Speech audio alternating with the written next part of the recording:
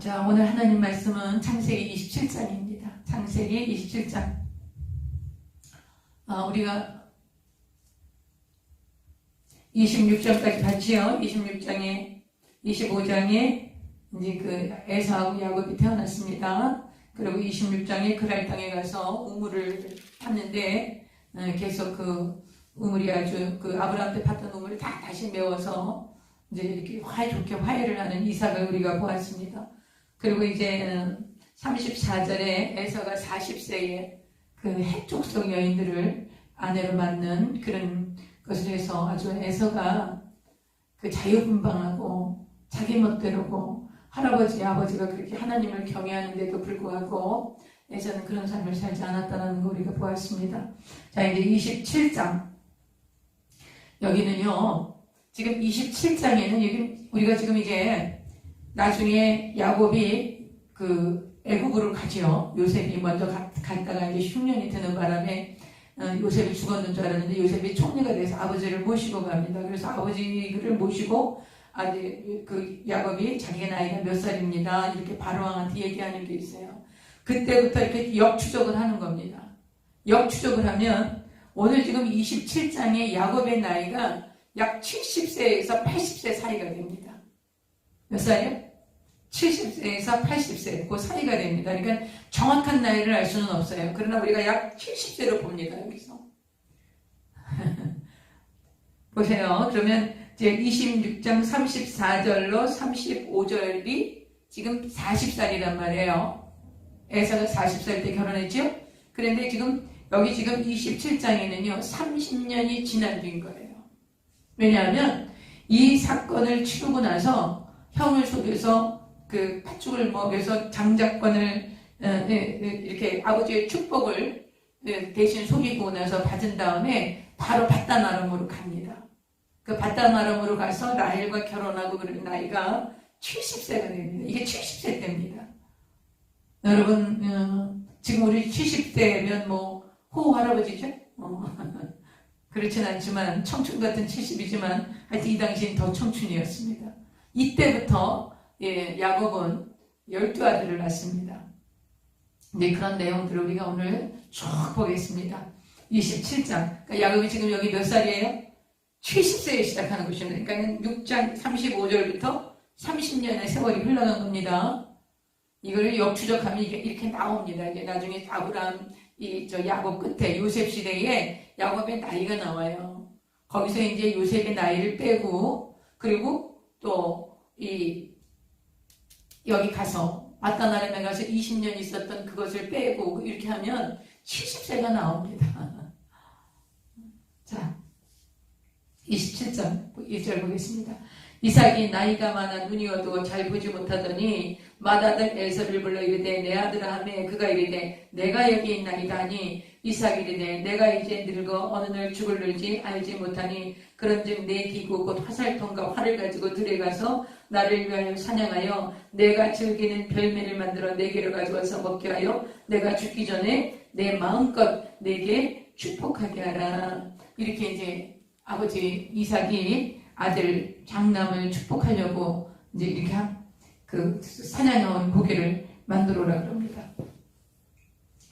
자, 이제 그 다음에 5절 봅니다. 이삭이 그의 아들 에서에게 말할 때 리브가가 들었더니 에서가 사냥하여 오르고 들로 나가매. 여러분,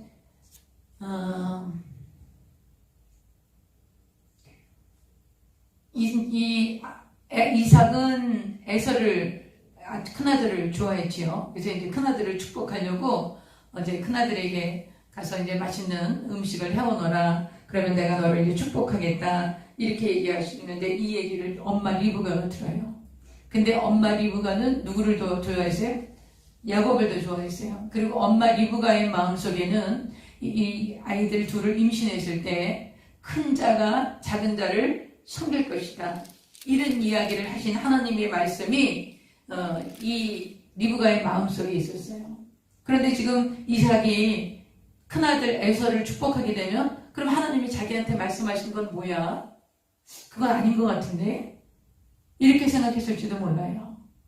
어쨌든 리브가는 남편이 큰아들한테 그 이야기를 하는 것을 들으시고서 아이고 안 되겠다. 야곱이 복을 받아야지. 큰 자, 작은 자를 섬긴다고 했는데 그래서 이제 하나님의 뜻을 이루어드리기 위해서 계략을 짭니다. 계략을. 그래서 이제 어떤 계략을 짜는가 우리 보겠습니다. 5절 이삭이 그의 아들 에서에게 말할 때에 리브가가 들었더니 에서가 사냥하여 오려고 들려나가매 리브가가 그의 아들 야곱에게 말하이르되 내 아버지가 내 형 에서에게 말씀하시는 것을 내가 들으니 이르시기를 나를 위하여 사냥하여 가져다가 별미를 만들어 내가 먹게 하여 죽기 전에 여호와 앞에서 네게 축복하게 하라 하셨으니 그런즉 내 아들아 내 말을 따라 내가 네게 명하는 대로 염소떼에 가서 거기서 좋은 염소 새끼 2마리를 네게로 가져오면 내가 그것으로 내 아버지를 위하여 그가 즐기시는 별미를 만들리니 내가 그것을 내 아버지께 가져다 드려서 그가 죽기 전에 내게 축복하기 위하여 잡수시게 하라.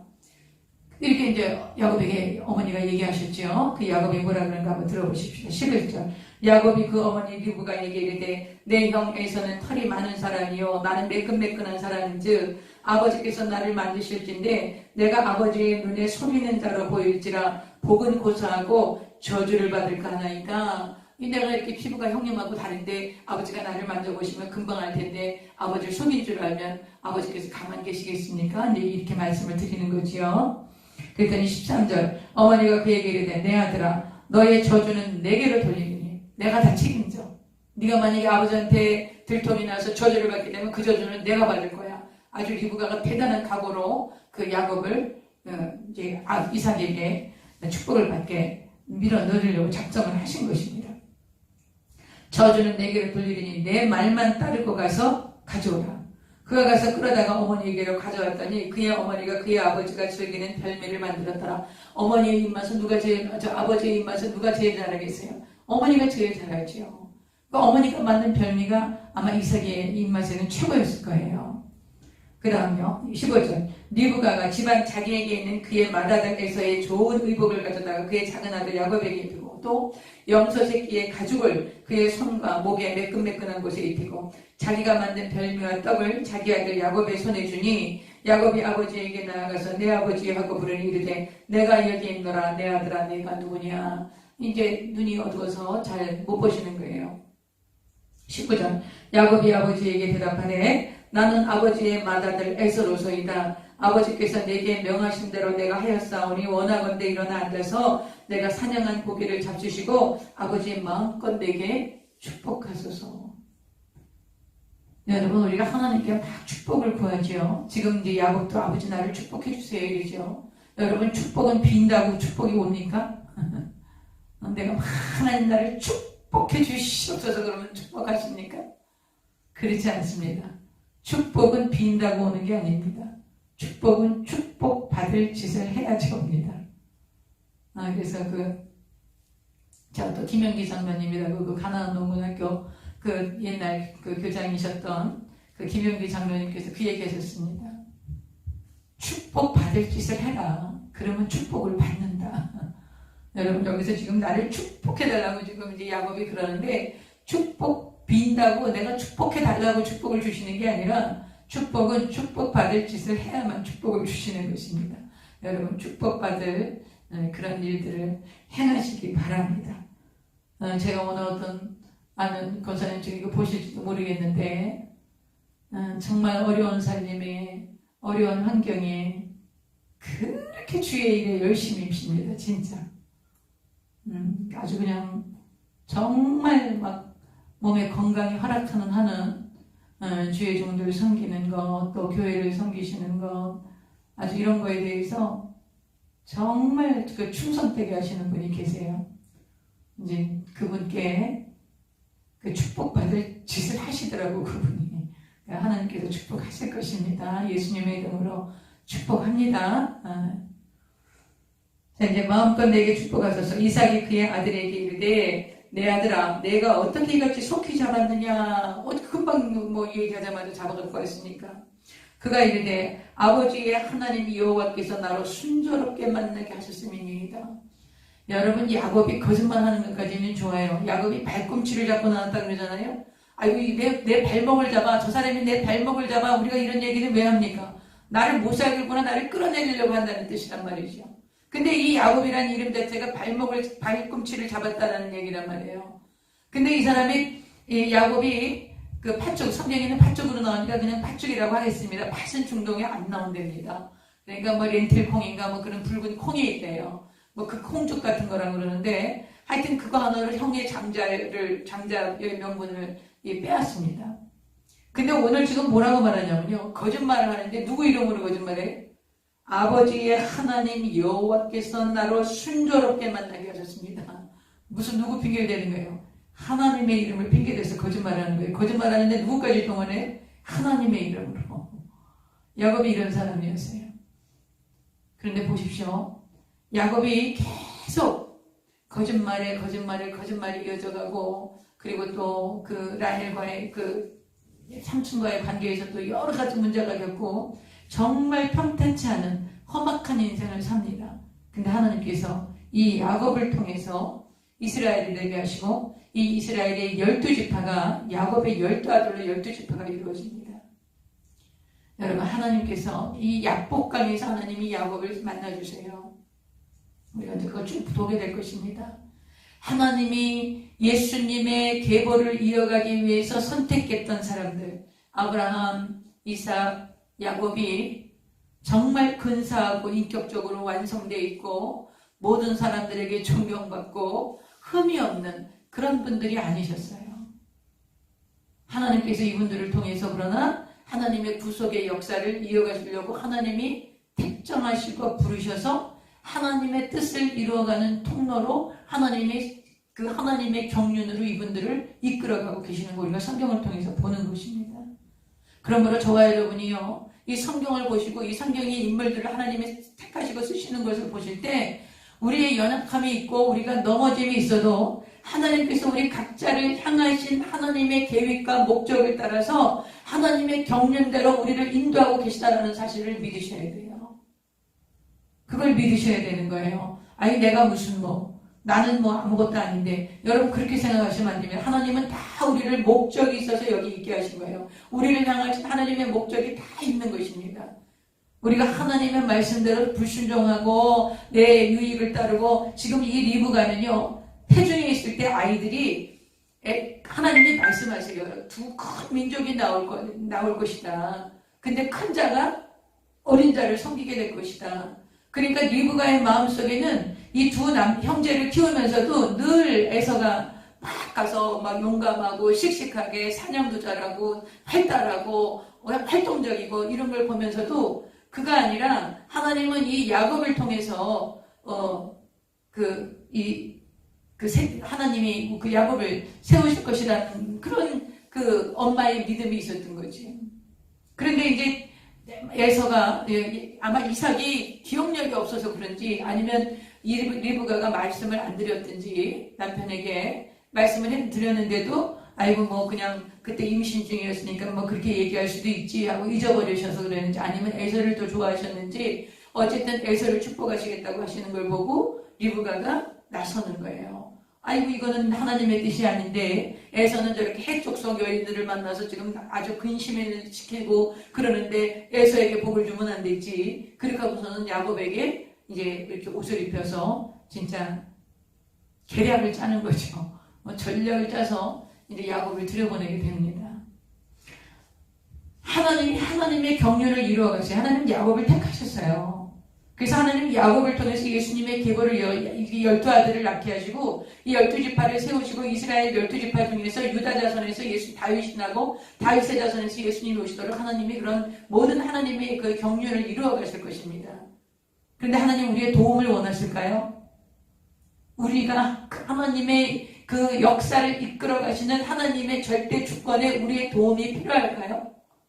필요하지 않죠. 우리의 도움이 필요하지 않은 거예요. 우리 하나님이 말씀하신 대로 순종하고 있으면 하나님이 하나님의 절대 주권과 능력으로 그 역사를 이끌어 가시는 거예요. 근데 우리가 이거 막 도와드리고 싶어. 사라도 그랬죠. 아브라함한테 그렇게 약속하셨다고. 하늘의 무별들 같이 너희 자손들이 많아질 거야. 내가 반드시 너를 그렇게 큰 민족을 이루게 하실 거야. 이런 약속을 주셨다고요. 그래서 사라가 그렇게 하려면 자기는 태가 다쳤으니까 이제 나는 더 이상 뭐 할 수 없으니까 내 종 하갈을 통해서라도 하나님의 뜻을 이루시겠구나. 이렇게 하고 자기 생각대로 하갈을 이제 남편에게 주서 이스마엘을 낳게 하죠. 지금 이 리브가도요, 하나님께서 말씀하신 것이 이 엄마는 기억하고 있었을 거예요. 분명히 큰 자가 작은 자를 섬길 거야. 그러면 에서보다는 하나님이 야곱을 택하셨는데 남편이 에서를 축복하겠다 그러니까 아이고 안 되겠다. 이렇게 하고서는 너 에서 옷 입고 내 엄마가 해준 음식 들고 그렇게 하고서는 그 에서의 양 가죽 옷을 이렇게 매끈매끈한 살에다가 덮어 씌우고 그렇게 하고 아버지한테 가서 네가 에서라 그러고 복을 받으라는 거예요. 만약에 여러분 리브가가 이 말을 듣고 하나님 앞에 기도했어요. 하나님 나한테 이렇게 말씀을 주시고 이렇게 하셨는데 남편이 저렇게 이렇게 지금 장남을 축복한답니다. 하나님 나한테 주신 말씀이 잘못된 말씀입니까? 하나님이 큰 자가 작은 자를 섬기겠다 그러는데 이 말씀은 어떤 말씀입니까? 주님의 뜻을 이루시옵소서 라고 리브가가 엎드렸다면 하나님이 어떻게 하셨을까요? 어떻게 하셨을까요? 우리 한번 그런 거 한번 생각해 보세요. 저와 여러분에게도요, 하나님이 계획하신 목적들이 있어요. 우리가 다 있습니다. 하나님 우리를 이 세상에 보내셨을 때 그냥 아무 의미 없이 아무 목적 없이 그냥 가서 그냥 니들 멋대로 그냥 살다 어느 때에 놓고 오라 그렇게 하지 않으셨다라는 거예요. 하나님 우리를 보내신 다 하나님의 그 창조 목적이 있다는 거죠. 근데 그 창조 목적을 이루어드리는 것에 대해서 내가 막 물론 협조하는 건 순종하는 거예요. 그러나 내가 그 뜻을 이루려고 내 인본주의로 이런 그런 거짓말과 계략과 술수와 모함과 이런 것으로 하시지 않는다라는 거예요. 그렇게 했을 때 지금 이제 리브가 같이 이렇게 했을 때 많은 이제 고난들을 겪게 되는 거죠. 근데 우리가 연약하고 또 하나님이 그 계획이나 하나님의 목적들을 우리가 잘 분별하지 못해요. 그렇기 때문에 우리가 굉장히 많이 실수하고 이렇게 그냥 리브가처럼 작전을 짜고 머리를 쓰고 내 인본주의를 이건 이렇게 해야 되겠다 저렇게 해야 되겠다 막 여러 가지 방법으로 우리가 하나님의 뜻을 이루려고 아주 애를 많이 씁니다. 그런데요, 그렇게 했기 때문에, 아이고, 너희들이 그냥, 나한테 온전히 맡기지 않냐고, 너희들 멋대로 그렇게 하는구나. 이렇게 하고 하나님 그냥 탁 카트해버리고, 에이, 안 되겠다. 불순종했으니까 내가 너희들을 혼내줘야 되겠다. 그렇게 하실까요? 그렇게 하지 않으신다는 거예요. 오늘 보면요, 리브가가 이렇게 정말 순전히 거짓말이지 않습니까? 자기 남편 속이고. 그리고 큰 아들은 뭐가 됩니까? 이렇게 했음에도 불구하고, 하나님은 야곱의 일생을 굉장히 고달픈 인생을 살아갑니다. 이제부터. 그 고달픈 인생을 살아가는 동안 하나님이 계속 야곱을 돌보시고 함께 하시고 표적과 증거를 주시고 그리고 그 몸에서 12아들을 나게 하시고 이스라엘의 12지파가 되게 하시는 그러한 일들을 행하신다는 거지요. 저와 여러분이 주 안에 있어서 예수 그리스도의 생명으로 예수님 안에 있어서 정말 아버지의 뜻을 이루어드리는데 우리가 갈 바를 몰라. 그래서 때때로 내 결정과 내 뜻대로 결정하고 선택한다 할지라도 하나님께서 그것을 때로는 합력하여 선을 이루게 하시고요. 때로는 잘못된 선택, 잘못된 결정조차도 하나님께서 그것을 들어 사용하셔서 하나님의 뜻을 이루어가실 때가 굉장히 많습니다. 문제는 뭐냐? 내가 하나님의 뜻 안에 있어야 된다는 거예요. 옛날에 어떤 목사님이 그런 얘기를 하셨어요. 하나님의 뜻이 뭡니까? 그랬어요. 하나님의 뜻이 어떤 겁니까? 그러니까 굉장히 알기 쉽게 얘기해주세요. 큰 강이 있단 말이죠. 강폭이 굉장히 넓습니다. 그런데 그게 하나님의 뜻이야. 그 큰 아주 넓은 강폭을 한강같이 그냥 넓은 강폭을 가진 그 강이 전체가 하나님의 뜻이에요. 근데 그 안에서 물고기들이 위로 올라가든 아래로 내려가든 그것은 누가 하는 것입니까? 그 안에 있는 물고기들이 행하는 거죠. 여러분 하나님의 뜻이라는 큰 강이 있어. 근데 그 강을 따라서 정말 순조롭게 잘 흘러가고 있는가? 아니면 내가 막 힘들게 그 강을 거슬러서 올라가고 있는가? 어쨌건 간에 우리는 그 하나님의 뜻 안에 있다는 거예요. 그래서 하나님께서는 거슬러 올라가도 결국 나중에 하나님의 뜻을 이루시는 그런 역사를 우리에게 베푸신다는 거죠. 그러니까 저와 여러분이 예수님 안에 있으면 우리가 실수합니다. 넘어집니다. 그리고 어떤 잘못된 선택도 합니다. 그러나 하나님께서 이런 것들을 합력해서 선을 이루고 때로는 죄를 지은 것까지도 하나님 앞에서 하나님의 뜻을 이루어가는 어떤 그런 그 기폭제가 될 수 있도록 그렇게 하나님이 운영하시고 하나님의 경륜으로 그것을 엮어내실 수 있으신 분이라는 거예요.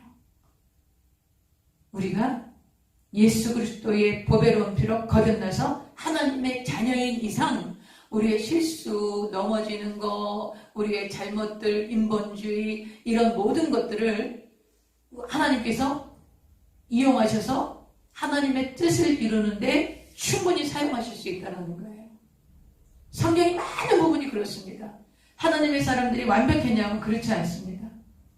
많은 실수를 저지릅니다. 우리가 이제 쭉 훑어가면서 사사들 또 11개에 나오는 왕들의 이야기 뭐 또 그 이후에 에스라나 느헤미야 같은 그런 훌륭한 지도자들이 나오시는데 그런 분들조차도 여러 가지 그런 실수와 이런 것들이 있습니다. 그러나 그럼에도 불구하고 하나님께서는 그분들을 통해서 오히려 그 실수조차도 하나님의 긍휼을 드러내는 그런 계기가 되어지고 하나님의 놀라운 섭리를 드러내는 그런 계기가 되어지는 그런 일들이 아주 성경을 통해서 많이 일어납니다. 제가 왜 이 말씀을 드리는가 하면 여기서 지금 리브가 잘못한 겁니다.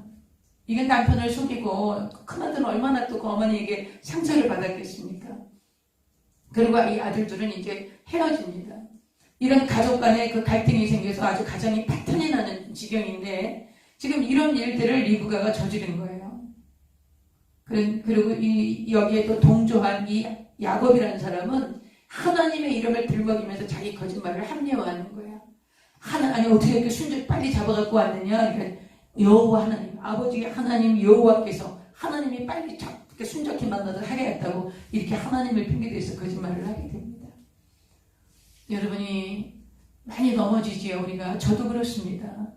그러나 주 안에 계셔야 합니다. 예수를 내 보배로운 피로 거듭나 나는 하나님의 자녀이고 7번 넘어지면 8번 일어날 수 있는 그런 은혜가 우리에게 있습니다. 왜냐하면 우리가 하나님의 자녀이기 때문입니다. 하나님께서 자기 자녀를 향해서 훈련하시고 연단하시고 또 실수하고 넘어지고 잘못 선택하고 이런 수많은 과정들 속에 우리를 붙들고 계시고 결국은 우리가 잘못했던 그 모든 것들조차도 우리가 놀라운 깨달음을 가질 수 있는 계기가 되고 하나님의 은혜를 경험할 수 있는 계기가 되고 나중에 합력해서 선이 되고 때로는 우리가 지은 죄까지도 아버지 뜻을 이루어가는데 아주 놀라운 은혜를 경험하게 하는 그런 일들이 많습니다. 네, 여러분이 실망하지 마시고 신앙생활 할 때 난 정말 안 되겠다. 난 정말 신앙생활 못하겠다. 나 같은 것이 막 이런 생각 드는 분이 있더라고요. 그래서 너무 정죄하고 막 그러시는데 그러지 마시라고 제가 말씀드리는 것입니다. 여기 막 하나님을 이용해갖고 거짓말을 합리화하기 위해서 하나님을 이용합니다. 야곱은 그런 사람이었어요. 20절요. 20절. 이삭이 그의 아들에게 이르되 내 아들아 내가 어떻게 이같이 속히 잡았느냐? 그가 이르되 그가 누구예요? 야곱이 이르되 아버지의 하나님 여호와께서 나를 순조롭게 만나게 하셨음이니이다. 언제 만나게 해주세요? 그 집에 있는 거 잡아다가 엄마가 만들어줬지. 하나님이 그렇게 해줬다고 거짓말했지. 21절. 이삭이 야곱에게 이르되 내 아들아 가까이 오라. 내가 과연 내 아들 에서인지 아닌지 내가 너를 만져보려 하노라.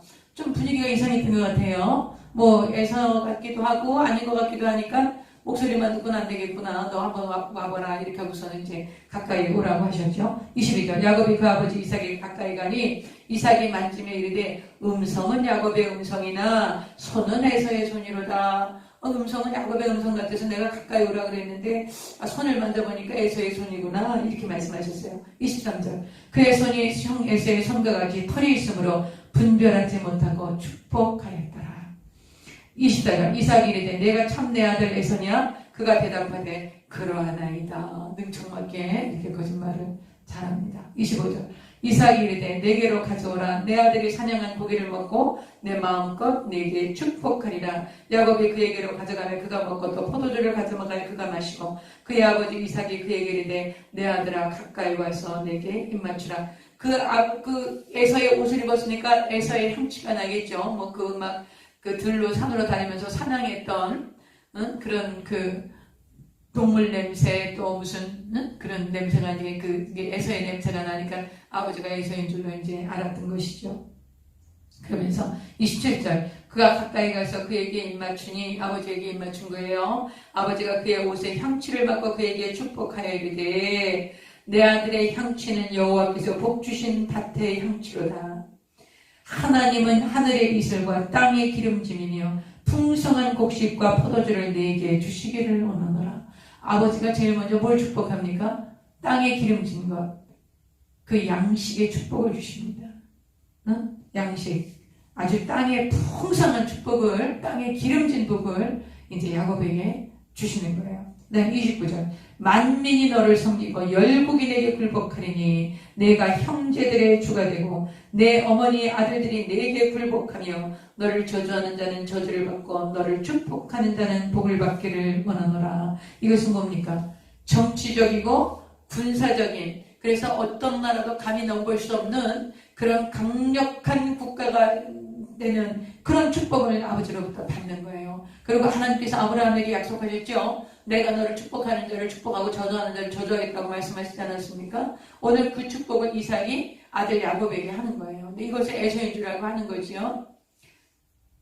야곱에게 이제 그런 축복을 해요. 30절 보겠습니다. 이삭이 야곱에게 축복하기를 마침에 야곱이 그의 아버지 이삭 앞에서 나가자.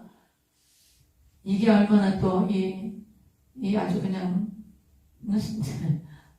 야곱이 하나 아버지한테 축복받고 기도받고 있는데 그 기도받고 있을 때 형이 들어왔으면 어떻게 할 뻔했습니까? 정말 민망한 일이 벌어졌겠죠. 그런데 이제 다 축복이 끝나고 나가는데 형이 들어오는 거예요. 형이 에서가 사냥하여 돌아온지라 그가 별매를 만들어 아버지에게로 가지고 가서 이르되 아버지여 일어나서 아들이 사냥한 고기를 잡수시고 마음껏 내게 축복하소서. 그의 아버지 이삭이 그에게 이르되 너는 누구냐? 그가 대답하되 나는 아버지의 아들 곧 아버지의 맏아들 에서로소이다. 그게 얘기하는 거예요. 그러니까 이제 이삭이 큰일 났어요. 33절 보겠습니다. 이삭이 심히 크게 떨고 부들부들 떠는 거예요. 너무 심하게 부들부들 떠시면서 이르되 그러면 사냥한 고기를 내게 가져온 자가 누구냐? 내가 오기 전에 내가 다 먹고 그를 위하여 축복하였은즉 그가 반드시 복을 받을 것입니다. 이 말을 듣고 에서가 즉시 자기 동생이라는 걸 알았겠지요. 34절. 에서가 그의 아버지의 말을 듣고 소리내어 울며 아버지에게 이르되 내 아버지여 내게 축복하소서 내게도 그리하소서. 이삭이 이르되 내 아우가 와서 속여 내 복을 빼앗았도다. 에서가 이르되 그의 이름을 야곱이라 하니 합당하지 아니하니까 그가 나를 속임이 이번이 두 번째이니이다. 언제요? 30년 전에 파축으로 또 속였죠. 장자. 전에는 나의 장자의 명분을 빼앗고 이제는 내 복을 빼앗았나이다. 또 이르되 아버지께서 나를 위하여 빌 복을 남기지 아니하셨나이까. 여러분들 중에 이렇게 생각하실 수 있을 거예요. 뭐 아버지가 이렇게 복 준 게 뭐 이렇게 대수일까? 아버지가 복 준 거고 그러면 내가 너한테도 복 주마. 이렇게 하고서는 에서에게도 복을 주면 되지. 무슨 그렇게 복 받은 그렇게 복 준 거에 대해서 큰아들에게는 줄 복이 하나도 없다고 이렇게 말씀하시는 건 너가 냉정하지 않은가. 그냥 복을 주면 되지 않을까. 여러분 중에 혹시 그렇게 생각하시는 분들이 있을지도 몰라요. 여러분 여기서 지금 말씀하시고자 하는 것은 하나님의 이름으로 행한 것에 대해서 번복할 수 없다는 거예요. 하나님의 이름으로 하나님이 아버지가 아버지의 권위로 하는 것이 아니라 하나님의 위임을 받은 자로 하나님의 권위로 행한 것을 번복해서 아이고 내가 야곱에게 준 축복 취소해서 너한테 줄게 이렇게 할 수 없다는 거예요. 이것을 우리에게 가르쳐 주시는 것입니다. 그러므로 여러분 하나님의 권위를 가진 하나님의 사람이 하나님의 권위로 여러분이 말씀하신 거 그거 막 번복하고 이랬다 저랬다 하시면 안 돼요. 우리 예수 믿는 사람들은요 한 번 말하면 이걸 지켜야 됩니다. 실수를 많이 하죠. 못 지킬 때가 많지 않습니까? 그러니까 여러분이 이게 말을 한 거 못 지키기 때문에 이렇기 때문에 이 신뢰를 많이 잊어버리고 또 하나님의 영광도 많이 가립니다. 그래서 여러분이 말로 하나님 앞에서 어떤 하나님의 권위를 가진 그 상태에서 내가 어떤 말을 했거나 서원을 했거나 했을 때는 그걸 지키셔야 됩니다. 막 이랬다 저랬다 번복할 수 없어요. 오늘 성경은 그걸 말씀해요. 굉장히 두려운 거예요, 이게. 이삭이 자기 아버지인데 아버지가 그냥 야곱에게 몽땅 축복했다고 에사에게 축복이 하나도 없다고 왜 그렇게 뭐 좀 주면 안 되나? 여러분 그렇게 생각할 수도 있어요. 그럴 수 없는 거예요. 하나님의 권위를 번복할 수 없어요. 하나님의 권위에서 나온 그 축복을 그 하나님과의 언약으로 이야기한 것을 우리가 다시 그것을 번복할 수 없다는 거 꼭 기억하시기 바랍니다. 그래서 굉장히 두려워하면서 지켜야 돼요. 여러분 이거 아주 우리한테 시사하는 바가 큽니다. 왜냐하면 너무 말을 빨리 해요 우리가.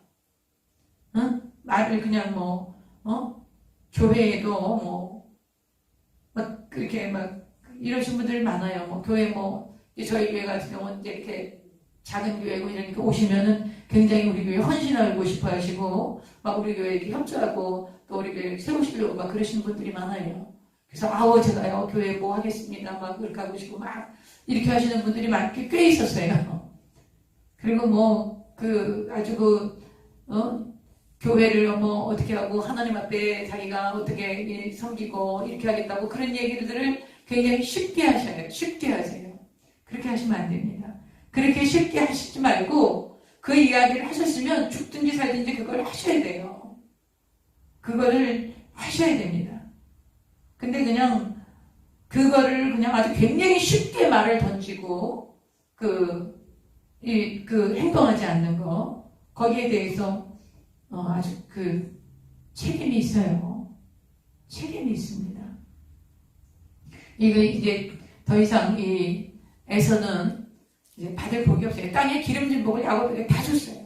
그러니까 이제 그리고 어떤 정치적인 또 이런 권세 이런 것도 야곱에게 다 줘버렸어. 에서는 이제 더 이상 그 나머지 외에 줄 게 없는 거예요. 그러니까 에서에게 어떤 계획이 있나 한번 보시겠습니다.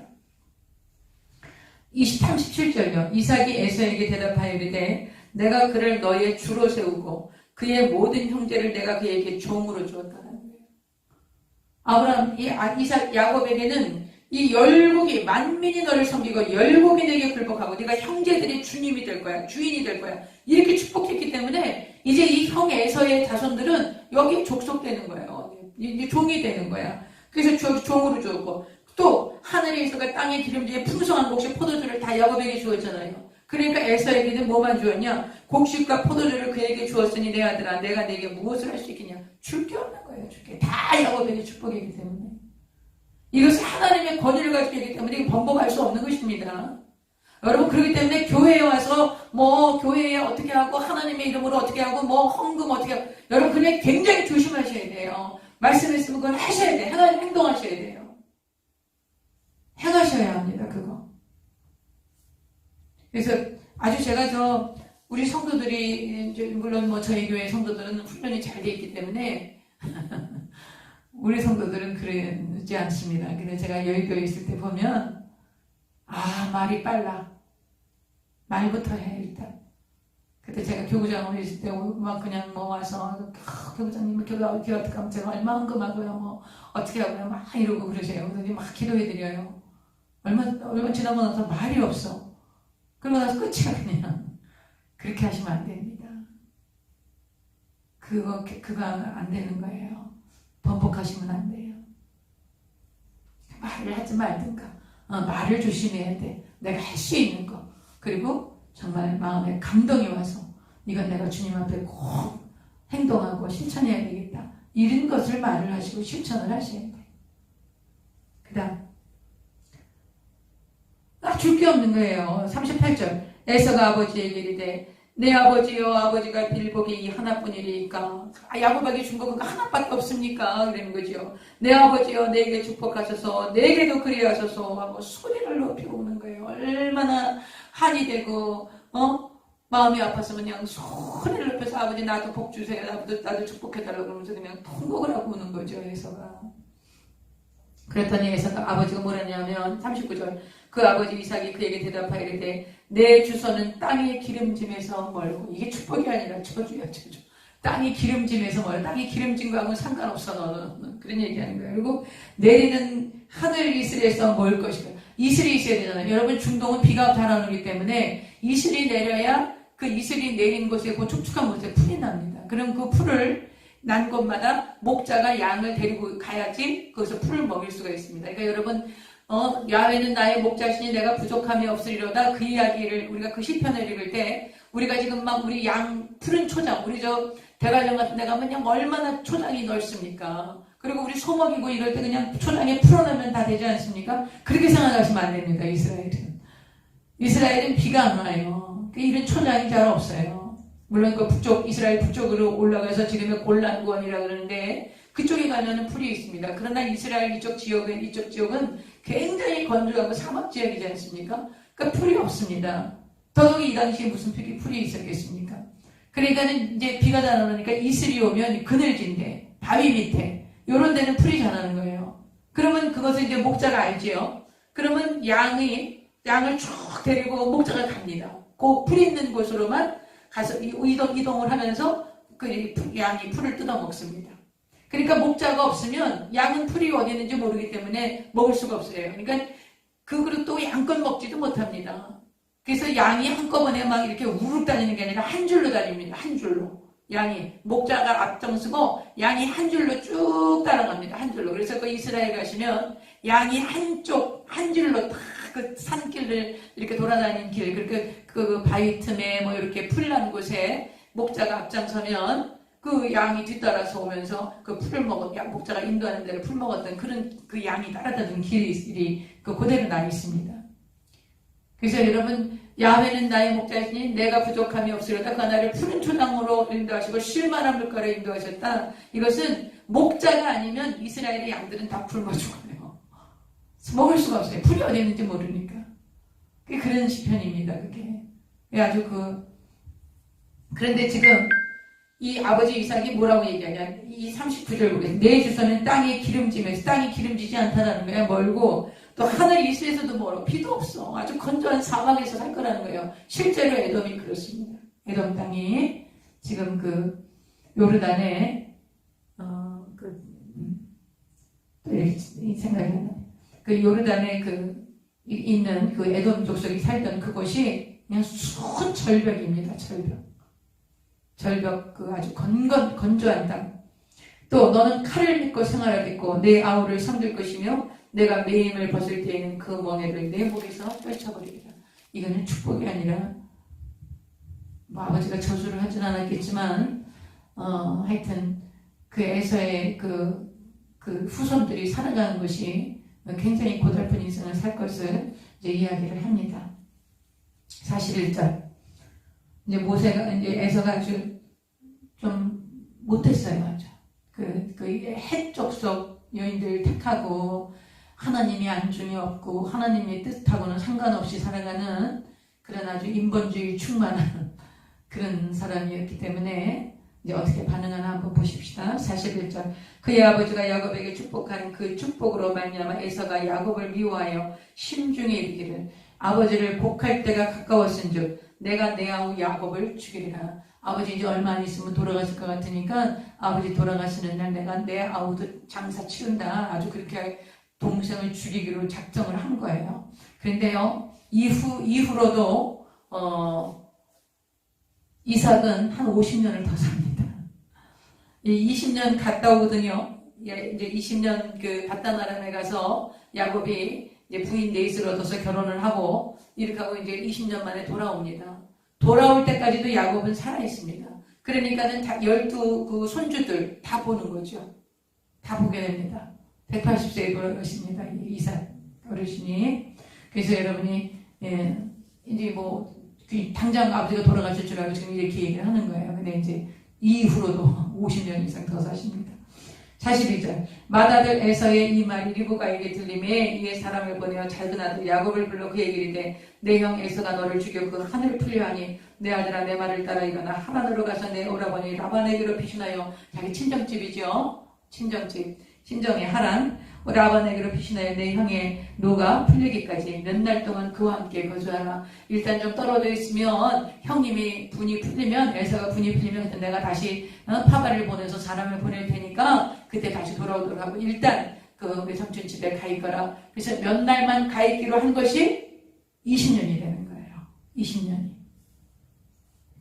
45절 내 형의 분노가 풀려 내가 자기에게 행한 것을 잊어버리거든 내가 곧 사람을 보내어 너를 거기서 불러오리라. 내가 어찌 하루에 너희 둘을 잃으랴. 왜 둘을 잃을까요? 만약에 야곱을 죽이게 되면 이 형도 죽습니다. 자기 동생을 형제를 죽인 자도 죽임을 당하게 돼 있어요. 그러니까 그날 그냥 만약에 뭐 에서가 도망간다고 모르지만 도망가도 그 자식을 잊어버리는 것이지요. 그러니까 리브가는 내가 어떻게 자식 둘을 한꺼번에 잃을 수 있겠냐. 그러니까 네가 피신을 가거라. 그래서 이제 보냅니다. 자, 보내는데 이 보내는 이유 중에 또 하나가 헷 족속을 부인으로 삼았단 말이에요. 가나안 여인들을. 이 에서가 아주 그 가나안 여인을 하나님이 굉장히 이 가나안 사람들을 싫어하셨거든요. 그리고 그 피가 섞인 거예요. 이제 이 에서는 아브라함의 순수혈통이 아닌 거예요. 이제는 그 가나안 헷족속 여인을 둘이나 아내로 삼았기 때문에 이제는 피가 섞인 자녀가 나오기 때문에 아주 이 리브가가 굉장히 근심을 했어요. 아브라함이 그 혼혈하지 않으려고 가나안하고 섞이지 않으려고 경건한 자손에서 예수 그리스도가 오셔야 되기 때문에 그렇기 때문에 아브라함이 자기 그 밧다나람 그냥 밧다나람이 1000km 됩니다. 1000km. 그 당시에 걸어서 갑니다. 한 달 이상 걸어가야 됩니다. 그 길을 통해서 리브가를 데려올 정도로 그렇게 그 순수혈통을 고집했는데 장남인 에서가 하나도 아닌 둘을 그 헷족속 가나안 여인을 들여서 피를 섞어버리니까 아주 리브가의 마음에 못마땅하고 이삭의 마음에 못마땅했던 거예요. 그러니까 이 자기 그 야곱을 자기 집, 자기 친정집 하란으로 보내는 이유 중에 하나는 거기서 아내를 만나기를 원하는 거지. 아주 큰아들 에서한테 아주 그냥 넌덜머리가 나는 거예요. 너무 자기 멋대로고, 그 헷족 속에 그 가난한 여인들 막 세속적이 그 음란하고, 그 당시에 그랬단 말이죠. 그렇게 대표되는 그런 헷족 속의 여인들을 그것도 둘이나 이렇게 했으니까 아주 부모의 마음에 큰 근심이 있었죠. 46절 그게 얘기하고 있습니다. 리브가가 이삭에게 이르되 내가 햇사람의 딸들로 말미암아 내 삶이 싫어졌거든. 아주 이 가난한 그 며느리들이 못된 거야. 세속적이고 사치하고 음란하고 어른 안 알아보고 아주 그냥 뭐 이렇게 아주 그냥 타락한 그 세상에 그런 못된 그런 성품을 가지고 못된 그런 풍습을 가진 그런 며느리이기 때문에 아주 리브가가 굉장히 며느리들 때문에 마음이 힘들었던 것 같아요. 여기 성경에까지 이렇게 기록해 놓을 정도면 보겠습니다. 내 삶이 싫어졌거든. 리브가가 46절 다시 봅니다. 리브가가 이삭에게 이르되 내 남편에게 말하는 거죠. 내가 햇사람의 딸들로 말미암아 내 삶이 싫어졌거든. 야곱이 만일 이 땅의 딸들 곧 그들과 같은 햇사람의 딸들 중에서 아내를 맞이하면 내 삶에 내게 무슨 재미가 있겠습니까?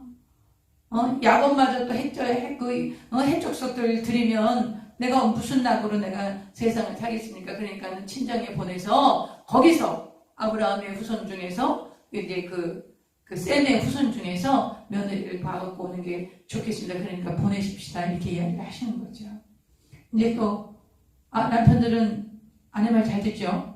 이제 리브가가 이렇게 얘기하니까 이제 또 눈독도 또 녹으신 것 같아요. 이삭께서 왜 날 속인 거 생각하면 괘씸한데 아이고 내가 이제 이런 마음이었어 하고 또 리브가가 얘기하니까 이삭이 이제 야곱을 불러서 축복하고 그 삼촌 집으로 보냅니다. 28장 이삭이 야곱을 불러 그에게 축복하고 또 당부하여 이르되 뭐라고 당부하시나요?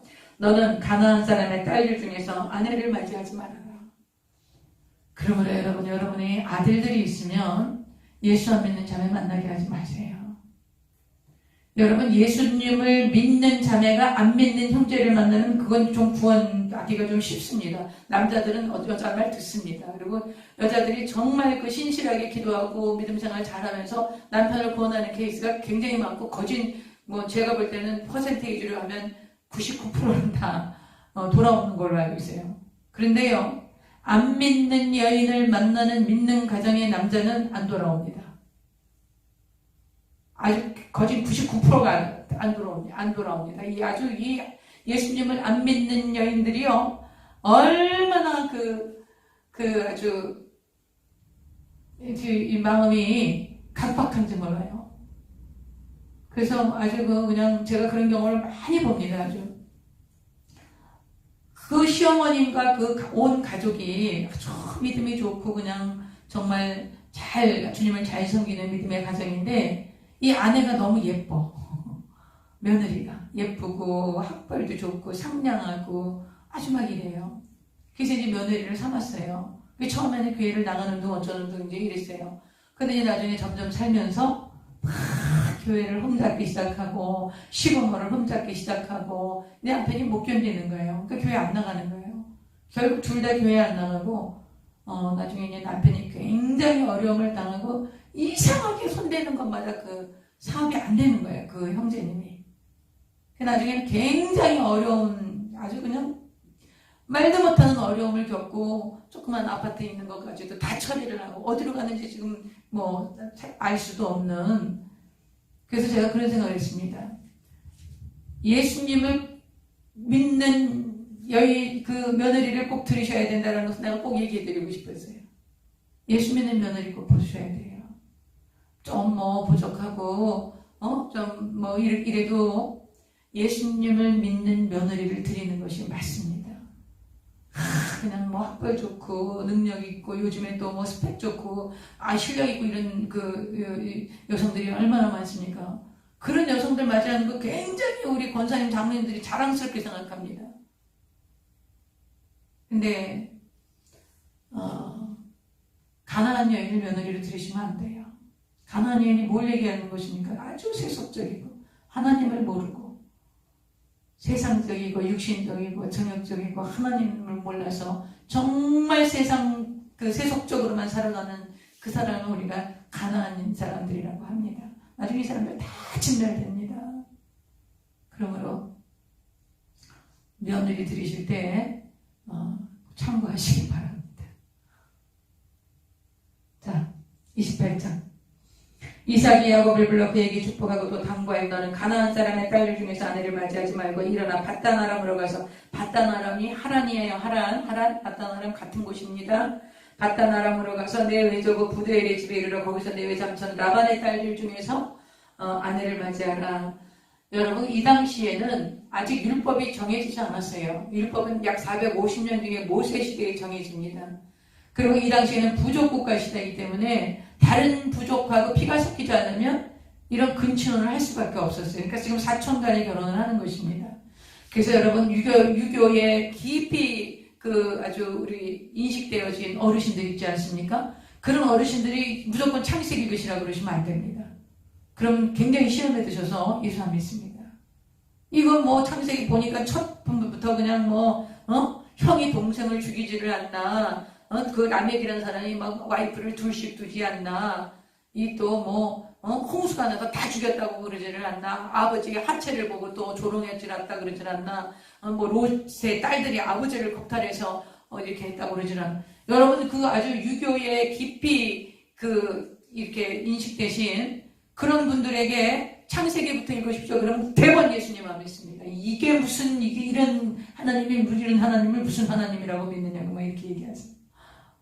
그래서 이제 그런 것을 우리가 잘 분별을 해서 말씀을 드려야 됩니다. 우리는 이 당시에 문화가 이랬기 때문에 또 그 당시에는 부족국가 시대였기 때문에 자기네 부족 안에서 결혼을 해야 되기 때문에 사촌 간의 결혼이 있었다라는 거. 그러나 나중에 율법이 생기고 나서부터는 안 됩니다.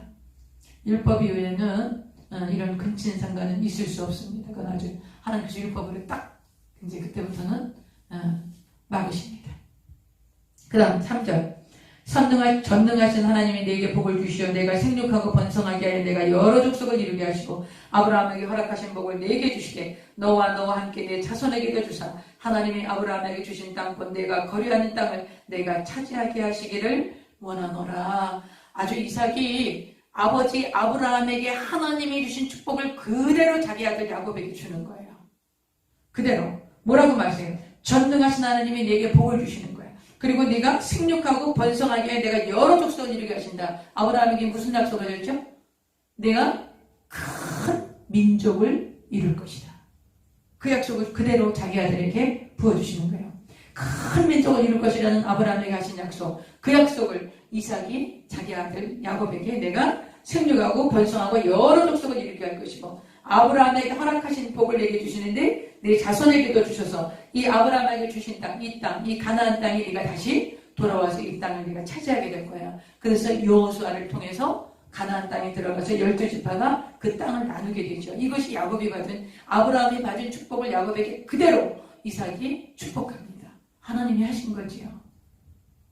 5절요. 이에 이삭이 야곱을 보내며 그가 바단 아람으로 가서 라반에게 이르렀으니 라반은 아람 사람 부두엘의 아들이요 야곱과 에사의 어머니 리브가의 오라비가라. 이 인척 관계는 이해가 가시죠? 그 다음에 6절. 에서가 본즉 이삭이 야곱에게 축복하고 그를 바단 아람으로 보내어 거기서 아내를 맞이하게 하였고 또 그에게 축복하고 명하기를 너는 가나안 사람의 딸들 중에서 아내를 맞이하지 말라 하였고 또 야곱이 부모의 명을 따라 바단 아람으로 갔으며 에서가 또 본즉 가나안 사람의 딸들, 그 해족속 여인들 결혼했었죠. 그 딸들이 그의 아버지 이삭을 기쁘게 하지 못하는지라. 에서가 본 거예요. 에서가 아버지가 이삭을 축복해서 그리로 보내는 거, 그리고 보내는 것을 이렇게 보고, 그리고 가나안 사람 딸들 중에서 그 아내를 얻지 말라고 얘기하시는 것도 보고, 그리고 이제 야곱이 떠난 다음에 에서가 보니까 아유 그 해족속 그 여인들 몸매도 이쁘고 얼굴도 예쁘고 정말 아주 근사하게 생기고 이랬지만 부모님 마음이 흡족하지 않아. 육신적이고 정욕적인 며느리들이야. 그러니까 이 며느리들이 이제 아버지 기쁘게 못하니까 에서가 또 장가를 가는데 어떻게 가냐. 9절 보세요. 9절. 이에 에서가 이스마엘에게 가서 그 본처들 외에 본처들 해족속 여인들 술이 있었잖아요. 그 본처들 외에 아브라함의 아들 이스마엘의 딸이요 느바요스의 누이인 마할랏을 아내로 맞이하였더라. 이스마엘과 이삭의 관계가 좋겠습니까? 좋지 않죠. 그렇지 않죠. 그런데 그 이스마엘, 그 자기 큰아버지 아니겠습니까? 그 큰아버지한테로 갑니다. 가서 그 큰아버지의 딸들과 결혼을 하는 거예요. 여러분, 이삭과 야곱, 이스마엘과 에서. 이스마엘도 장남, 에서도 장남이에요. 야곱은 작은 아들, 이삭도 작은 아들이에요. 약속의 후손이고 이들은 장남이었지만 하나님께 에서 같은 경우는 하나님을 떠나서 반역하는 그런 자리에서 난 아들이죠. 그러니까 이제 이렇게 그 이스마엘을 찾아가서 그러니까 이제 그 자기 할아버지 아브라함의 자손이다. 그래서 거기에서 그 느바요의 딸을 느바요의 누이인 마할랏을 아내로 맞이하게 됩니다. 이것도 이삭 입장에서는 썩 좋지 않은 거죠. 왜냐하면 이스마엘하고 관계가 그렇게 좋을 것 같지 않으니까. 이렇게 에서는 계속 하나님과는 상관없이 자기의 선택, 자기의 정욕대로 살아가는데 그것이 너무 세상적이고 정욕적이고 육신적이었다는 거예요. 그래서 하나님께서 에서는 미워하고 야곱은 사랑하였다. 야곱은 잘했습니까? 그런데도 하나님께서 야곱을 사랑합니다. 왜냐하면 야곱은 그렇게 사람을 속이고 아버지를 속이고 형을 속이고 그랬지만 그에 대해서는 어떤 문제가 부딪혔을 때 하나님을 찾아요. 그리고 하나님이 그에게 인지하십니다. 왜 그래요? 하나님이 야곱을 약속의 후손으로 삼으셨기 때문에. 자, 우리 한번 그런 것도 보겠습니다. 이 부분에 대해서 여러분 그러면 하나님이 야곱은 예정했고 에서는 그러면 하나님 그렇게 미워하고 이렇게 예정이 돼 있는 겁니까? 여러분 그렇게 성경을 보시면 안 됩니다. 그렇게 보시면 안 됩니다. 이렇게 예정됐으니까 그럼 하나님이 각본을 다 짜놓고 그럼 인간을 꼭두각시로 그렇게 그렇게 하겠습니까? 그렇지 않습니다. 우리에게 자유의지와 선택을 하게 하신 거예요. 하나님께서 야곱을 선택하셨지만 야곱이 지금 하나님 말씀대로 순종합니까? 전혀 안 합니다. 전혀 순종 안 합니다. 아주 정말 파렴치 아닙니다. 지금 야곱이 하나님께 선택받았음에도 불구하고 약속의 후손으로 선택을 받았음에도 불구하고 야곱이 그렇게 안 합니다. 하나님께서 어디까지 참고 보시고 또 인내하시는지 우리가 좀 보겠습니다. 이제 야곱이 이제 브엘세바에서 떠납니다. 지금 이제 이 야곱의 집이 이삭의 집이 어디에 있었어요? 브엘세바였죠. 브엘세바에서 하란으로 가는 거예요. 여러분 브엘세바에서 하란까지 약 1000km가 된답니다. 1000km. 그러니까 1000km니까 부산에서 저 신의주 그보다도 더 멀다 그러더라고요. 거기를 이제 걸어가는 거예요. 걸어가는 거. 옛날에 걸어가는데 이제 보겠습니다. 10절. 야곱이 브엘세바에 있던 하란으로 향하여 가더니 한 곳에 이르러는 해가 진지라. 거기서 유숙하려고 그곳에 한 돌을 가져다가 베개로 삼고 거기 앉은. 여기 한 곳이 이른 곳이 어디냐면 베델이에요.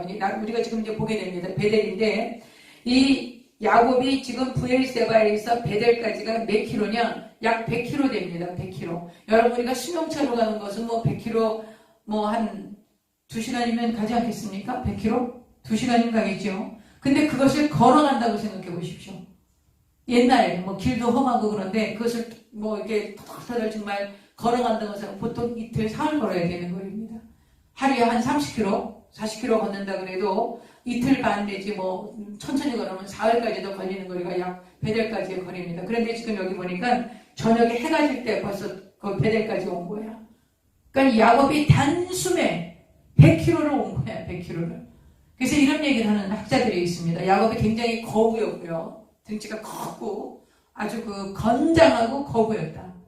그러니까 힘이 굉장히 좋은 그런 분이셨다. 이제 이렇게 학자분들이 그렇게 얘기를 많이 하십니다. 대부분 그렇게 얘기하세요. 왜냐하면 100km가 되는 거리를 그 단숨에 온 거예요. 단숨에. 해가 질 때 그냥 벌써 베델에 도착한 거예요. 보세요. 이제 하란으로 향하여 가는데 한 곳에 이르러는 해가 진지라. 해가 졌어요. 하루만 해가 진 거예요. 거기서 유숙하려고 그곳에 한 돌을 가져다가 베개로 삼고 거기에 누워 자더니 꿈을 꾸는 거예요. 꿈을. 여러분 이 꿈꾸는 것도 제가 말씀드렸죠. 매일 꿈꾸면서 막 하나님이 막 이런 꿈을 줬다고 그러고 저런 꿈 줬다고 그러고 그런 거는 개꿈입니다. 대부분 98% 이상이 다 개꿈입니다. 그냥 꿈 깨고 나면 막 지저분한 꿈 그래서 그냥 예수 이름으로 떠나가라고 여러분 그냥 처리해버리고 잊어버리시면 됩니다.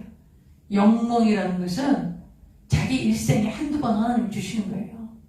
하나님께서 그렇게 역사하지 않으십니다. 맨날 꿈꾸고 맨날 음성 듣고 막 맨날 뭐 보여주고 그렇게 하면 이 세상이 무질서해서 하나님의 뜻이 서질 않습니다.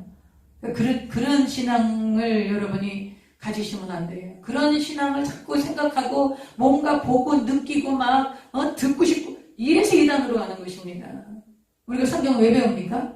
하나님의 뜻을 하나님이 어떻게 드러내주는지 알려고 보는 것입니다. 그래서 성경을 알면 절대 그런 거 이제 그런 소리에 속지 않습니다. 그러나 이제 야곱에게 하나님 나타나셨어요. 야곱에게. 자, 70년 만에 나타나신 거예요. 70살이 지금 이때가 한 70세에서 75세, 많게는 80세까지 봅니다.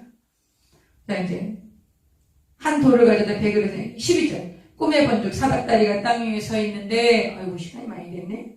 그 꼭대기가 하늘에 닿았고 또 본즉 하나님의 사자들이 그 위에 오르락내리락 하고 또 본즉 야훼께서 그 위에 서서 이르시되 나는 여호와니 너희 조부 아브라함의 하나님이여 이삭의 하나님이라. 내가 누워있는 땅을 내가 너와 내 자손에게 주리니 내 자손이 땅에 티끌같이 되어 내가 서쪽과 동쪽과 북쪽과 남쪽으로 퍼져나갈 지며 땅의 모든 족속이 너와 내 자손으로 말미암아 복을 받으리라.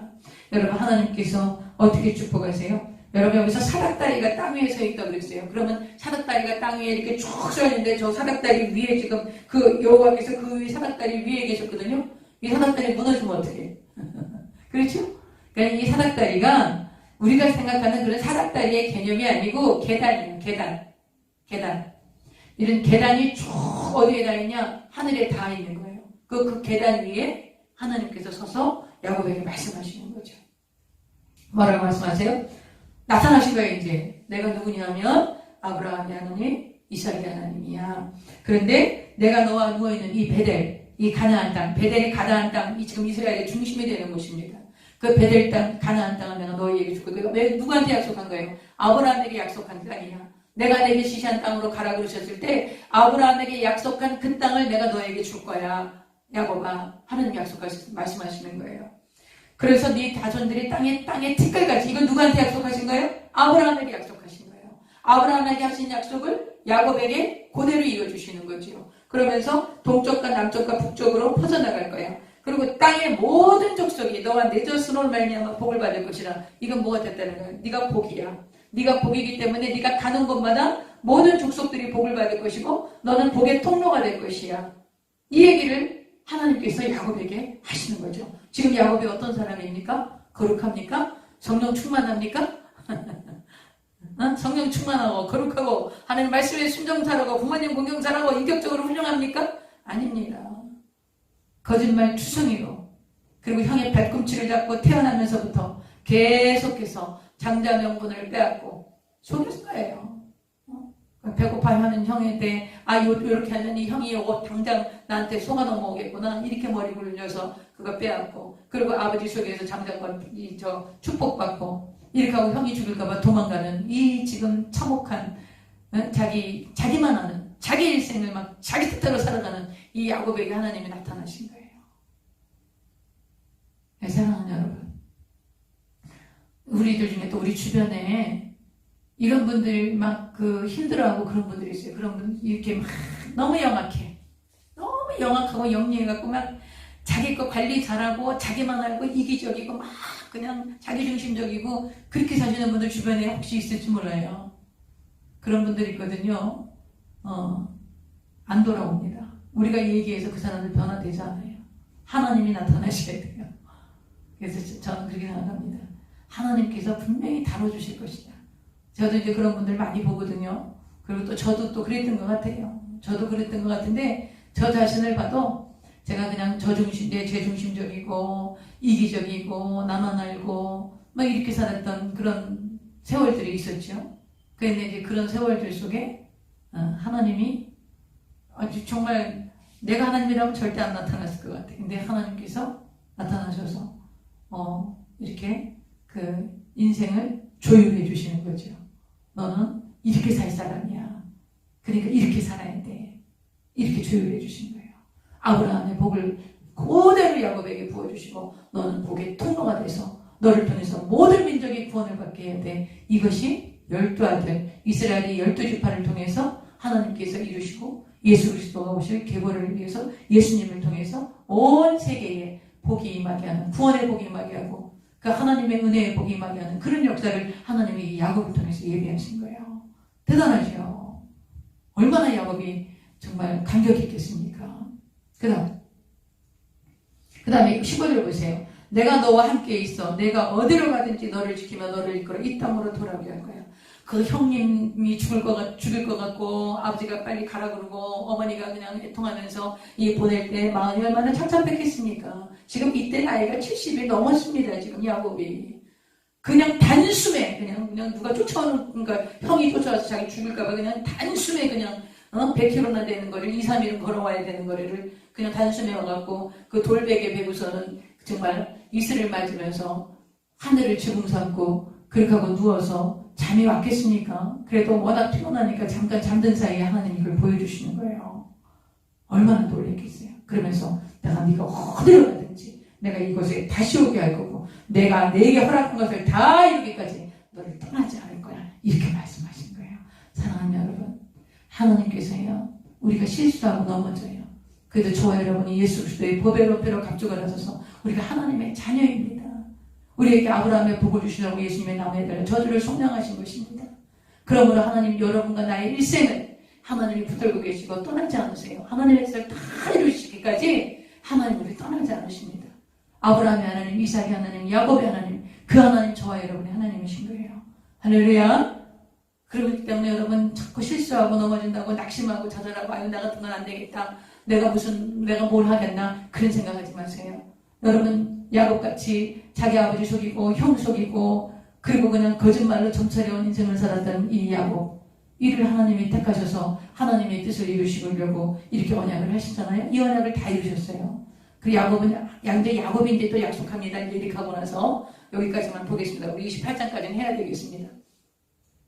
이제 이렇게 하나님 말씀하시니까요. 야곱이 깜짝 놀랐죠. 16절 보겠습니다. 야곱이 잠이 깨어 있을 때 야곱께서 과연 여기 계시건을 내가 알지 못하였더라. 여러분 하나님이 꿈에 나타나고 임재하시면요 굉장히 두렵습니다. 어떤 사람은 하나님이 나타나면 할렐루야 막 이러는 줄 알아요. 여러분 하나님이 임재가 있으시면요 임하시면요 굉장히 두렵습니다. 그 두렵다는 건 막 무슨 이렇게 귀신이 나타나서 무섭고 그런 두려움이 아니라 정말 정말 그 하나님의 그 거대한 임재 앞에 정말 아무것도 아닌 그래서 이사야도 화로다 나로 망하게 되었다. 하나님의 임재를 보고 내가 망하게 됐다. 하나님의 임재를 경험한 사람들마다 다 두려워합니다. 야곱도 여태까지 하나님 한 번도 경험 못했어. 근데 하나님이 이렇게 나타나시면 얼마나 두려웠겠어요. 보세요. 17절. 이에 두려워하여 이르되 두렵도다. 두렵도다. 이것이요 이것은 다름 아닌 하나님의 집이 여기는 하늘의 문이로다. 여기서 하나님 배웠습니까? 그러면서 야곱이 아침에 일찍 일어나 잠이 나왔겠어요? 이 꿈 깨고 나서 잠도 안 왔을 것 같아요. 일찍 일어나서 베개로 삼았던 돌을 가져다 기둥으로 세우고 그 위에 기름을 붓고 그곳 이름을 벳엘이라 하더라. 벳은 히브리 말로 집이라는 뜻입니다. 집. 엘은 하나님이에요. 자, 하나님의 집이다. 그래서 이 벳엘이라고 했는데 이게 원래 이름은 루스였다고 합니다. 원래 동네 이름이 루스였는데 거기에서 이렇게 하나님을 만났기 때문에 이제 그것을 하나님의 집 벳엘이다. 이제 이렇게 얘기를 했어요. 그리고 이제 야곱이 하나님께 서원하는 거예요. 20절 보겠습니다. 야곱이 서원하여 이르되 하나님이 나와 함께 계셔서 내가 가는 이 길에서 나를 지키시고 먹을 떡과 입을 옷을 주시어 내가 아버지 집으로 평안히 아버지 집으로 돌아가게 하시오면 어떻게 해요? 하나님하고 이제 딜을 하는 거야. 거래를 하는 거야. if 하나님 날 안전하고 돌아오게 하시면요. 그러면 내가 이렇게 하겠습니다. 어떻게 하냐? 여호와께서 나의 하나님이 되실 것이고 내가 기둥으로 세운 이 돌이 하나님의 집이 될 것이고 하나님께서 내게 주신 모든 것에서 10분의 1을 내가 반드시 하나님께 드리겠습니다. 이렇게 약속을 해요.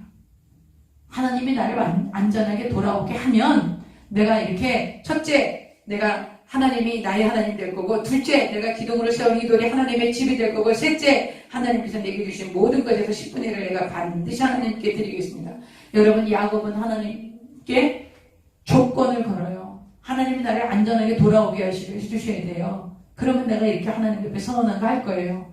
하나님이 안전하게 돌아오게 하시죠. 돌아오게 하셨어요.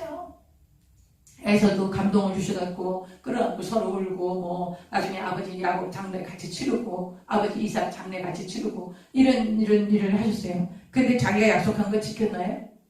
못 지켰습니다. 야곱이 안전하게 돌아오게 하셨어요. 라반이 막 못됐게 했어. 아주 삼촌 라반이 얼마나 못됐게 했는지 몰라. 우리 내일은 좀 그걸 보겠습니다. 뛰는 놈이 나는 놈이 있어요. 아주 이 삼촌은 더한 사람이야. 야곱이 그런 세월을 지내는 동안에 이제 그 삼촌 집에서 탈출하는데요. 삼촌이 막 뒤따라오는 거예요.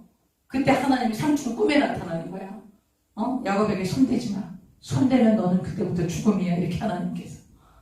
그래서 이제 라반이 마음을 붙여먹고 이제 야곱을 좋게 보내요. 이렇게 하나님께서 야곱의 일생을 야곱은 모르지만 하나님은 돌보고 계신 거였어요. 그랬는데 야곱이 이렇게 하나님 앞에 서원한 거 잘 지켰냐? 지켰다고 성경에 나오지 않습니다. 지킨 거 성경에 나오지 않아요. 그래도 하나님께서는 끝까지 야곱을 붙들고 계시고 야곱의 그 파란만장한 인생 부인을 내시는 어떤 동안에 자녀가 그 네 배에서 배가 넷에 엄마 넷에서 자녀들이 나옵니다. 그 가족 간의 갈등이 얼마나 정말 그 참혹했겠습니까? 그 여자들의 갈등이 그 시기 질투와 막 그런 것들이 얼마나 많았고 거기서 태어난 아이들은 얼마나 많은 상처와 아픔을 가졌겠습니까? 얼마나 엮이는 가정입니까? 그런데 어떻게 하셨어요? 하나님께서 그 가정을 이스라엘의 12지파를 세우신 거예요. 여러분 우리 하나님 이런 하나님이십니다. 하나님께서 이 야곱의 일생을 통해서 야곱에게 베푸시는 은혜를 보면 여러분과 제가 얼마나 위로가 되는지 몰라요. 우리가 얼마나 거짓말잘하고 내중심적이고 하나님의 어떤 그런 그 결정과 하나님의 그런 예정, 하나님이 하나님이 행하실 일들에 대해서 아이고 내가 협조해드려야지. 그래서 내 뜻과 내 생각으로 막 하나님의 일을 밀어붙이고 그 하나님보다 막 앞서서 행하고 속이고 겉모술수를 쓰고 이런 일만 합니다. 그럼에도 불구하고 하나님께서 야곱에게 나타나셨어요. 여러분 우리가 예수 그리스도의 보배로운 피로 구원을 받아 하나님의 자녀가 된 이상 하나님께서 우리의 실수와 연약함과 부족함과 모든 문제에도 불구하고 우리에게 나타나시고 또 우리에게 말씀하시고 권면하시고 길을 제시하시고 그 여러 가지 방법으로 우리를 돌보신다는 거 오늘 말씀을 통해서도 깨달을 수 있는 것입니다. 그러므로 여러분 두려워하지 말고 놀라지도 말고 걱정하지 말고 하나님이 여러분을 향해서 우리 각자를 향해서 다 하나님의 목적이 있어요. 그게 뭔지는 저도 모르겠어요. 그러나 하나님의 목적이 있습니다. 저 같으면 지금 그런 것 같습니다. 여러분의 이렇게 성경을 가르치는 거, 성경을 이렇게 풀어서 해석해 주는 거, 해설해 주는 거. 시간이 좀 걸리지만 나중에는 아주 빨리빨리 나갈 수 있습니다. 그래서 제가 창세기는 이렇게 뜸을 들입니다. 창세기 출애굽기는 좀 뜸을 들여야 될 것 같습니다. 그래서 여러분이 이 야곱의 하나님, 그 하나님 나의 하나님이신데 하나님께서 나를 이렇게 돌보시고 계시고 이렇게 하나님 앞에 막 소원하고 이렇게 하고 지키지도 않았는데도 하나님은 끝까지 야곱과 함께 하셔서 야곱의 12아들로 이스라엘을 세우시는 그리고 아주 야복강가에서 하나님이 근사하게 만나주십니다. 만나서 야곱의 모든 아집을 깨뜨리는 그런 만남이 또 있습니다. 야곱이. 그래서 오늘은 여기까지만 해야 되겠습니다.